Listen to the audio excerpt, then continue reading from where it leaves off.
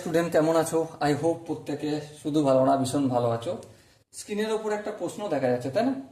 এই প্রশ্নটা আমরা প্রথমে মন দিয়ে বুঝবো, পড়বো, তারপর অঙ্কটা প্র্যাকটিস করবো। ওকে, কি বলেছে দেখো, এ বি সি একটি সমকোণী ত্রিভুজ যার এ কোণটা হচ্ছে 90 ডিগ্রি। যদি ডি বিন্দুটি বিসি বাহুর মধ্যবিন্দু হয় তবে চারটা অনুপাত বলেছে, সেই অনুপাতগুলো নিয়ে একটু গল্প করতে হবে। ওকে, চলো আমি প্রথমে একটা ত্রিভুজ অঙ্কন করছি। এই হচ্ছে আমার ত্রিভুজ, এখানটা নাম দিচ্ছি এ, কারণ এ কোণটা 90 ডিগ্রি আমাকে দেখাতে হবে। বেশ, তারপর কি বলেছে, তারপর নাম দিয়ে দিই, এখানটা বি নাম দিচ্ছি আর এখানটা সি নাম দিচ্ছি। তারপর বলেছে যে ডি বিন্দুটি বিসি এর মধ্যবিন্দু। এই সাপোজ ডি, এই যে বিসি এর মধ্যবিন্দু হচ্ছে ডি। বেশ, তাহলে কি দেখাতে হবে, এডি বাই বিসি, এডি মানে এই এডি কে যুক্ত করলাম, ঠিক আছে, এডি বাই বিসি। এডি আর বিসি এর অনুপাত কত এটা আমাকে বলতে হবে। ঠিক আছে, দেখো বিসি এর মধ্যমা কি আমাকে বলেছে, ডি বলেছে।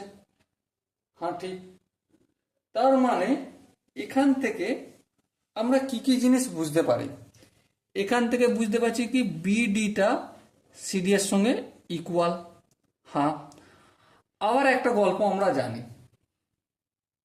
গল্পটা কি, গল্পটা হচ্ছে সমকৌণিক বিন্দু।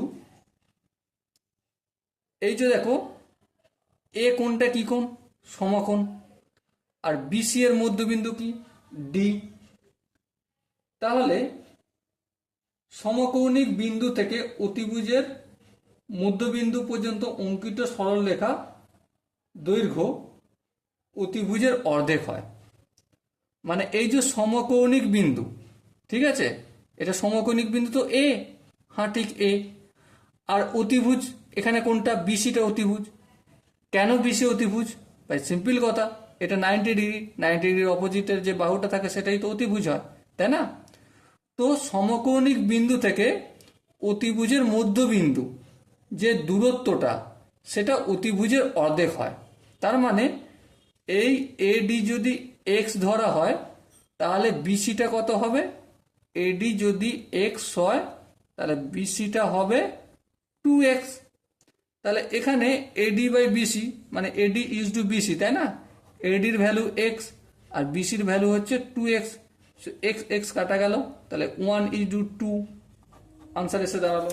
সো দেখো এখানে যে চারটে অপশন আছে তার মধ্যে option A is the right answer. শুধু এখানে একটা কনসেপ্ট কাজে লাগিয়েছে কি, যে সমকৌণিক বিন্দু থেকে অতিভুজের মধ্যবিন্দু পর্যন্ত দূরত্বটা অতিভুজের অর্ধেক হয়। এই কনসেপ্টটা আমি কাজে লাগালাম, অঙ্ক বেরিয়ে আসলো। ওকে, আই হোপ এই কোশ্চেনের প্রতিটা কনসেপ্ট বোঝা গেছে। যদি কোনো কনসেপ্ট বুঝতে অসুবিধা থাকে, ডাউট থাকে, কনফিউশন থাকে, তার জন্য কি করতে হয়, কমেন্টে জানাতে হবে। ওকে, সো ডিয়ার স্টুডেন্ট, দেখা হচ্ছে পরবর্তী সেশনে। ততক্ষণ পর্যন্ত ভালো থেকো, সুস্থ থেকো এবং জয় হিন্দ।